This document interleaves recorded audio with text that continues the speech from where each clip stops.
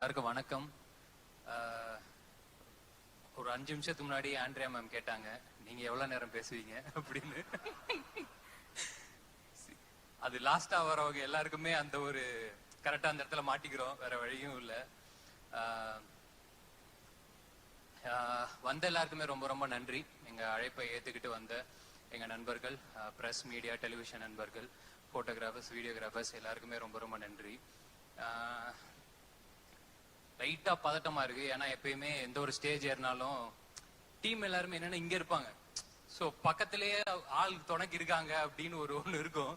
இப்ப தனியா ஏதோ ஏத்தி விட்ட மாதிரி ஒரு லைட்டா பதட்டமா இருக்கு. நான் லைஃப்ல நம்புற விஷயம் வந்து ஒரு விஷயம் ரொம்ப முக்கியமா நம்புறது வந்து அன்னன்னைக்கு நாள் நல்லபடியா போகணும், அன்னன்னைக்கு மிஷனை நல்லபடியா முடிச்சு சந்தோஷமா தூங்கினா போதும். அந்த குட்டி குட்டி விஷயங்கள் எல்லாமே சேர்த்து நம்ம போக வேண்டிய இடத்துக்கு நம்மளை கரெக்டா கூட்டிட்டு போகும் அப்படின்ட்டு. அந்த மாதிரி இந்த நாளுக்கு நான் ரொம்ப ரொம்ப நன்றியோட இருப்பேன்னு நினைக்கிறேன். ஏன்னா ஃபர்ஸ்ட் ஆஃப் ஆல் நான் சரி எப்படி எல்லாரும் என்ன பேசுவாங்கன்னு தெரியலையே அப்படின்னு மாதிரி இருந்தபோது இன்னைக்கு வந்து பேசி எங்க எல்லாரையும் ஃபர்ஸ்ட் ஆஃப் ஆல் சந்தோஷப்படுத்துங்க எல்லாருக்குமே ரொம்ப ரொம்ப நன்றி. ஏன்னா இவ்வளோ ஹாப்பியா நான் ஒரு ஆடியோ லான்ச்சு எனக்கு பர்சனலா நான் பார்த்ததே இல்லை. ஸோ அதுக்கு ஃபர்ஸ்ட் ஆஃப் ஆல் ரொம்ப நன்றி. சேதோன்னு எனக்கு ரொம்ப நன்றி வந்ததுக்கு. ஏன்னா என்னோட ஃபர்ஸ்ட் நான் தியேட்டர்ல என்னோட முகம் வந்தது அப்படின்னா பீஸா படத்துல தான். ஸோ பீஸா படம் பார்த்துட்டு ஓகே ஒண்ணுமே இல்லாத ஒரு ஆளா இருந்தாலும் டெஃபினட்டா நம்ம உண்மையா வேலை செஞ்சா நம்ம ஆசைப்பட்டது நம்மளுக்கு நடக்கும் அப்படின்னு அந்த நம்பிக்கை எனக்குள்ள விதைச்ச பல பேர்ல சேதுன்னு ஒருத்தன். ஸோ அந்த நம்பிக்கை அன்னைக்கு அவர் விதைச்சதுக்கு ரொம்ப ரொம்ப நன்றி. வெற்றி சார் பத்தி கடைசியா பேசலாம் அப்படின்னு வச்சிருந்தேன். ஆனா இந்த படம் ஆரம்பிச்சதே அங்கிருந்து தான், அவர்கிட்ட இருந்து தான். அதனால நான் அங்கிருந்தே ஆரம்பிச்சிடலான்னு பாக்குறேன். வெற்றி சார் ஆபீஸ்ல இருந்து ஃபர்ஸ்ட் ஒரு நாள் போன் வந்துச்சு, கால் பண்ணி கூப்பிட்டாங்க. சரி சாரை பார்த்துட்டா ஃபார்முலா ஒரு 5-10 நிமிஷம் பேசிட்டு ஓகே கதை கேட்டுட்டு சொல்லுப்பா அப்படின்னு சொல்லி அமுச்சு விட்டுருவாரு அப்படின்னு நினைச்சா சாரே தான் கதை சொன்னாரு. ஒரு ஹோல் கிரக்ஸ் ஆஃப் த ஸ்டோரியை ஒரு ½ அன் ஹவர்ல சொல்லி முடிச்சுட்டு அதுக்கப்புறம் ஒரு 1 மணி நேரம் 1.5 மணி நேரம் பேசிருப்போம்னு நினைக்கிறேன். எனக்கு என்னன்னா ஒரு கதைய சார் இவ்வளவு நம்பி சொல்றாரு அப்படின்னா அவரு அந்த கதை மேல வச்சிருக்கிற நம்பிக்கை என்ன அப்படிங்கறத மட்டும் தான் நான் நம்பினேன். அவர்கிட்ட நான் ஒண்ணு தான் நான் சொன்னேன், சார் நான் உங்களை நம்பி வரேன், நீங்க பாத்துக்கோங்க சார் அப்படின்னு. அவ்வளவுதான். இன்னைக்கு வரைக்கும் பாத்துக்கிட்டு இருக்கீங்க சார், ரொம்ப நன்றி சார். அண்ட் அதுக்கப்புறமேட்டு எனக்கு என்னன்னா ஃபர்ஸ்ட் மீட்டிங்ல ஒரு பெரிய ஆள் கிட்ட போற மாதிரி ஒரு ஃபீலிங்கே இல்ல. சில பேர்கிட்ட மட்டும்தான் நம்மளுக்கு அவ்வளவு டக்குன்னு பழக வராது. எனக்கு என்னன்னா ஒரு பாயிண்ட்டுக்கு அப்புறம் ரொம்ப ஜாலியாயிருச்சு அவர் கூட பேசுறது. ஏன்னா ஒரு நாள் போன் பண்ணாரு, இல்ல சும்மா தான் அடிச்சேன் அப்படின்னாரு. பரவாயில்லையே சார் சும்மா அடிக்கும் போது நம்மளுக்கு அடிக்கிறாருன்னா அவர் சும்மா சொன்னாரெல்லாம் தெரியல. எனக்கு அதெல்லாம் ஒரு மாதிரி பயங்கர ஜாலி ஆயிட்டு அப்புறம் நான் சும்மா இருக்கும் போதெல்லாம் அடிப்பேன்.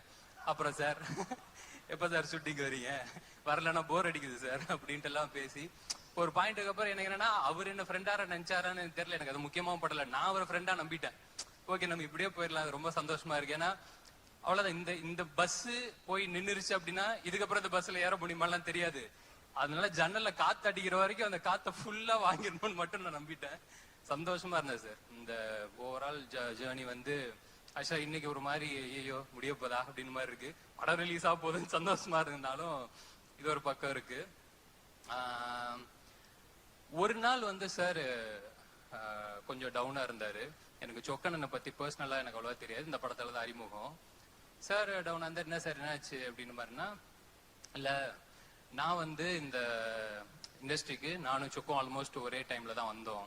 நான் அசிஸ்டன்ட் டைரக்டரா வரும்போது சொக்க வந்து அசிஸ்டன்ட் மேனேஜரா ஜாயின் பண்றாரு. இன்னைக்கு வந்து இத்தனை வருஷம் கழிச்சு சொக்கு படம் பண்றாரு. நல்லபடியா அந்த படம் வந்து சேர்ந்துடணும், கரெக்டா வந்து இதாயிரணும். ஏன்னா படத்தோட பிசினஸ் அது இதுன்னு எல்லாத்தையுமே கொண்டு போய் கரெக்டா லேண்ட் பண்ணிடணும். அது எல்லாமே ரொம்ப இதுவா போயிட்டு இருக்குன்னு சொல்லி ரொம்ப குரூஷியலான ஒரு சிச்சுவேஷன்ல சொல்லிட்டு இருந்தாரு. சொல்லி முடிச்சதுக்கு அப்புறம் என்ன சார் சிச்சுவேஷனை பார்த்தா ஆடுகளத்தோட இன்டர்வல் பிளாக் மாதிரி இருக்குது அப்படின்னு சிரிச்சுட்டு ஆமா கொஞ்சம் அந்த மாதிரிதான் இருக்குல்ல அப்படின்னாரு. அப்ப நீங்க தனு சார் நான் உங்க கையில இருக்கிற சேவலா சார் கண்டிப்பா பார்த்தே அடிச்சிருவோம்னு நம்புறேன் சார். அந்த நம்பிக்கையில இருக்கிறேன், பாப்போம். ஆண்ட்ரியா மேம் சேம் அதே தான். ஏன்னா ஃபர்ஸ்ட் ஆண்ட்ரியா மேம் கதை கேட்டு தான் அனுப்பியிருக்காங்க சார்ட்ட. அப்படி இருக்கும்போது அவங்களும் ஒரு கதை கேட்டு ஓகே பண்ணிருக்காங்க அப்படின்னா எனக்கு மத்த எல்லாத்தையுமே தாண்டி நான் இன்னும் அந்த மனிஷி படமோ இல்ல பிசாசு டூவோ நான் பார்க்கல மேம். ஆனா நிறைய பேர் சொல்லி நான் கேட்டுட்டேன், அதுல எக்ஸ்ட்ரா நிறைய பெர்ஃபார்ம் பண்ணிருக்கீங்க அப்படின்னு. ஸோ எனக்கு என்னன்னா, யாரோ ஒருத்தவங்க சொன்னாங்க, சாரி மிஸ் பண்ணிட்டேன்னு நினைக்கிறேன், இது எல்லாமே அதுக்கான ஆரம்ப புள்ளியா இருக்கும்னு நான் நம்புறேன். ஸோ இதுக்கப்புறம் அது எல்லாமே பயங்கரமா எல்லாமே ஒண்ணு கூடி வரும்னு நம்புறேன். ரொம்ப ரொம்ப நன்றி. எல்லாரும் சொன்ன மாதிரி என் அண்ணன்றது முக்கியமான கத்துக்கிட்டது ஒண்ணுதான், போட்ட காசு ப்ரொடியூசருக்கு வந்து சேரணும் அப்படின்னு. அந்த விதத்துல உங்களுக்கும் சொக்கனனுக்கும் எல்லாமே நல்லபடியா வந்து அமைஞ்சிடும் நான் கடவுளை வேண்டிக்கிறேன். அடுத்தது விக்ரமன் டைரக்டர். இவ்வளவு அவர் நிறைய பேசுவாருன்னு தெரியும், ஆனா என்னன்னா இன்னைக்கு கரெக்டா பேசிட்டீங்க.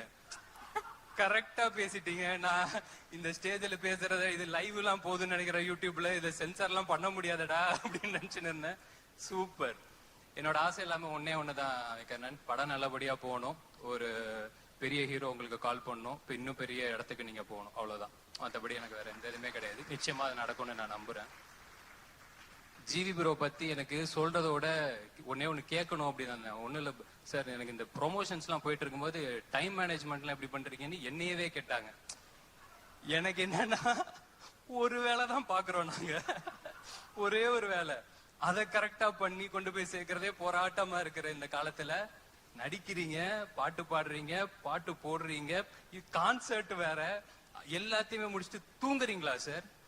தூங்குவீங்களா சார்? கரெக்டா? Okay sir. உடம்ப பாத்துக்கோங்க சார், பத்திரமா உடம்பு பாத்துக்கோங்க. ஏன்னா இந்த ஆல்பம் டெஃபினட்டா நீங்க சாருக்காக ஒத்துட்டு இருப்பீங்க.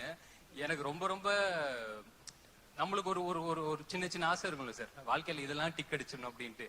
ஜிவி சார் ஆல்பம்ல நான் நடிச்சிட்டேன் அப்படின்னு எனக்கு அவ்வளவுதான், அதை நான் டிக் அடிச்சிட்டேன். அதுலயே எனக்கு பயங்கர சந்தோஷம். எனக்கு என்னன்னா, பிளஸ் அந்த சொன்னது உங்களுக்கு ஹிட் மிஷின் ஒரு பேர் வச்சிருக்காங்க தெரியும்ல சார், அந்த மிஷின் இந்த படத்தை நல்லா தள்ளிடும்னு நான் நம்புறேன். ஏன்னா எல்லா ஸ்டைல் ஆஃப் பாட்டும் இந்த படத்துல அமைஞ்சது இன்னொரு ரொம்ப சந்தோஷமா பாக்குறேன். அவர் எப்படி எல்லா ஜானரும் பண்ணணும், அது ஹிட் கொடுக்கறது சாதாரண விஷயம் கிடையாது. ஏன்னா இப்போ அமரன் அது ஒரு ஜானர்ல இருக்கும், இப்போ ரீசெண்டா அந்த பராசக்தி சிங்கிள் ஆகட்டும், குட் பேட் அக்லி ஆகட்டும், ஒன்னொன்னு வேற வேற இதுல இருக்கும்போது எக்ஸ்டர்னரி அதெல்லாம் பெர்ஃபார்ம் பண்ணி, எனக்கு என்னன்னா இந்த படத்துல எல்லா ஸ்டைல இருந்து ஒரு பாட்டு அமைஞ்சதே ரொம்ப சந்தோஷம் சார். ஓவராலா இந்த ஆல்பம் வந்து டெஃபினட்டா மக்களுக்கு இன்னும் நல்ல படத்துக்கு அப்புறம் போய் சேரும் நம்புறேன். என்னோட ஃபேவரட் வந்து இந்த கடைசி பாட்டு வெற்றி வீரனே அப்படின்ட்டு. சார் கிட்ட நான், சார் இந்த பாட்டு எப்படியாவது விட்டுருக்கு சார், இந்த பாட்டு போதும் சார். ஏன்னா அந்த பாட்டு எனக்கு தெரிஞ்சு படம் வந்ததுக்கு அப்புறம் ஒரு ஹீரோ ஒரு வில்லன் எல்லாத்தையுமே தாண்டி ஒரு காமன் மேனுக்கான ஒரு பாட்டா இருக்கும்னு நான் நம்புறேன். எல்லா காமன் மேனும் உண்மையா உழைக்கிற எல்லாருக்குமே அந்த பாட்டு போய் சேரும்னு நான் நம்புறேன். So thank you so much sir இந்த ஆல்பம்காக. அண்ட் அசார் மாஸ்டர், ரொம்ப ரொம்ப நன்றி மாஸ்டர். எந்த மாஸ்டர் கூட ஒர்க் பண்றனாலயே கன்ஃபார்மா அசார் மாஸ்டர் கூட ஒர்க் பண்ணியே தீர்வேன்னு நான் சொல்லிட்டேன். அதாவது இது போதும்ன்றாருங்க, இது போதும் அப்படின்னு சொல்ற ஒரு மாஸ்டர் எனக்கு அவ்வளவு சந்தோஷமாயிடுச்சு எனக்கு. ஏன்னா எனக்கு அந்த லொகேஷன் போனதே, நாங்க சீரியல் ஷூட் பண்ண லொகேஷன், அந்த கண்ணு மொழி பாட்டுக்கு அந்த லொகேஷன் போயிட்டு எனக்கு மாஸ்டர் கூட ஒர்க் பண்ணது எனக்கு ரொம்ப ஹாப்பி மாஸ்டர். டெஃபினட்டா நம்ம நிறைய ஒர்க் பண்ணலாம். ரொம்ப ரொம்ப நன்றி. முக்கியமா சதீஷ் ஸ்டெப் கொடுத்ததுக்கு ரொம்ப ரொம்ப நன்றி மாஸ்டர். அண்ட் ஆர்டி சார், நான் ஃபர்ஸ்ட் ஒர்க் பண்ற ஒரு சீனியர் டிஓபி சார். எனக்கு எல்லாமே ஒரு மாதிரி ஃப்ரெண்ட்ஸ் அப்படியே அந்த மாதிரி அமைச்சிட்டாங்க. எனக்கு என்னன்னா, ஒரு ஃபர்ஸ்ட் படம் விக்ரமன், இப்பதான் நம்ம வந்துகிட்டு இருக்கோம், ஒரு எல்லாத்தையுமே கரெக்டா பாத்துக்கிற, நல்லபடியா அதை ஹேண்டில் பண்ற ஒரு ஆள் ஒன்று தேவை. ரொம்ப சூப்பரா பாத்துக்கிட்டு எனக்கு இன்னைக்கு படம் பார்க்கும்போது, ட்ரெய்லர் பார்க்கும்போதே அந்த நல்ல ஒரு ஃபீலிங் இருந்துச்சு சார். ரொம்ப ரொம்ப நன்றி சார், எல்லாத்தையுமே டோட்டலா காப்பாத்தி கொடுத்துட்டீங்க. தேங்க்யூ. அண்ட் ருஹானி, ரொம்ப ரொம்ப நன்றி. So happy to work with you. டெஃபினட்டா உங்களுக்கும் நிறைய வாய்ப்பு வரணும்னு நான் வேண்டிக்கிறேன். தானு சார், கதிரேசன் சார், ரொம்ப நன்றி சார், வந்ததுக்கு ரொம்ப நன்றி. பவன் சாரோட பர்ஃபார்மன்ஸ் வந்து அதுவும் நிறைய பேர் சொல்லிட்டாங்க. டெஃபினட்டா படம் முடிச்சு எல்லாரும் வரும்போது பவன் சார் பர்ஃபார்மன்ஸும் சரி, தலைவர் ரெட்டின பர்ஃபார்மன்ஸும் சரி கண்ணுக்குள்ளேயே நிக்கும்னு நான் நம்புறேன். அதனால இது இப்போதைக்கு ஒரு இன்சைட் ஜோக்கா இருந்து நாங்க மட்டும் சிரிச்சுக்கலாம், படத்துக்கு அப்புறம் நீங்களும் சந்தோஷமா இருப்பீங்க அப்படின்னு நம்புறேன். மற்றபடி வேலை பார்த்த எல்லாருக்குமே ரொம்ப ரொம்ப நன்றி. யாரையாவது மிஸ் பண்ணிட்டா மட்டும் மன்னிச்சுக்கோங்க. வினோத் தலைவா, ரொம்ப நன்றி தலைவா. எனக்கு வினோத் கூட ரமேஷ் அண்ணன் கூட ஒர்க் பண்ணது ரொம்ப ரொம்ப நன்றி. குட் நைட்டு, டூரிஸ்ட் ஃபேமிலியிலாம் நடிச்சிருப்பாப்புல, இப்போ கூட ஷூட்டிங் வர முடியலன்னு நினைக்கிறேன். அண்ட் கடைசியா என் அண்ணன் நெல்சன் அண்ணன். அதாவது இப்போ ரீசெண்டா அந்த கிஸ் படத்தோட ப்ரொமோஷன்ல ஒரு டெம்ப்ளேட் ஒண்ணு பயங்கரமா இதாச்சு. நம்ம சதீஷ் வந்து சொல்லியிருப்பாப்புல, அப்ப என்ன தடுத்து நிறுத்துங்க ஜி அப்படின்னு தப்பு பண்ணும்போது. அந்த மாதிரி லைஃப்ல முக்கியமான டைம்ல என்ன தடுத்து நிறுத்தி கரெக்டா ஆரம்பிச்ச இடத்துல இருந்து இப்போ வரைக்கும், இப்ப இந்த படத்துக்குள்ள நான் எதுவுமே கேட்கல, ஆனா கேட்டாலும் சரி கேட்கலாலும் சரி கூடவே இருந்து இப்போ வரைக்கும் பார்த்துக்கிட்டு, தெரியல எத்தனை பேருக்கு இது அமையும் அப்படின்னு தெரியல. தேங்க்ஸ் சொல்லி சிம்பிளா முடிக்கவும் முடியாது. ரொம்ப ரொம்ப நன்றிண்ணே வந்ததுக்கு எல்லாத்துக்குமே ஓவராலா. மற்றபடி நவம்பர் 21 படம் ரிலீஸ் ஆகுது. அர்ச்சனாக்கா அக்கா அர்ச்சனாக்கா வந்து நான் டாக்டர்ல அசிஸ்டன்ட் டைரக்டரா ஒர்க் பண்ணிட்டு இருக்கும்போது அப்பதான் இன்னும் நல்ல பழக்கம். எனக்கு என்னன்னா அஸ் அ பெர்ஃபார்மரா அண்ணன் சொன்ன மாதிரி அர்ச்சனாக்காக்கு நம்ம எந்த ஃபீடுமே கொடுக்க தேவையில்ல, அவங்க கொடுத்துட்டு அவங்க வேலையை அவங்க சூப்பரா பார்த்துப்பாங்க அப்படின்ட்டு. உங்க பொட்டன்ஷியல் அளவுக்கு இந்த ரோல் நாங்க இது பண்ணோமா எனக்கு தெரியலக்கா. நான் டெஃபினட்டா இன்னொரு படத்தில் நிச்சயமா பயங்கரமா ஒர்க் பண்ணணும்னு எனக்கு ரொம்ப ரொம்ப ஆசை. நிச்சயமா அதுவும் நடக்கணும்னு நம்புறேன். மற்றபடி அவ்வளவுதாங்க. வந்திருக்கலருக்கு திருப்பி ரொம்ப ரொம்ப நன்றி. 21ஆம் தேதி படம் ரிலீஸ் ஆகுது. எல்லாரையும் சந்தோஷப்படுத்தும். ரொம்ப திருப்திகரமா பார்த்துட்டு எல்லாரும் வீட்டுக்கு போவீங்க நம்புறேன். பார்த்துட்டு எப்படி இருக்குன்னு சொல்லுங்க. எப்பவும் போல கூட இருங்க. ரொம்ப ரொம்ப நன்றி. தேங்க்யூ.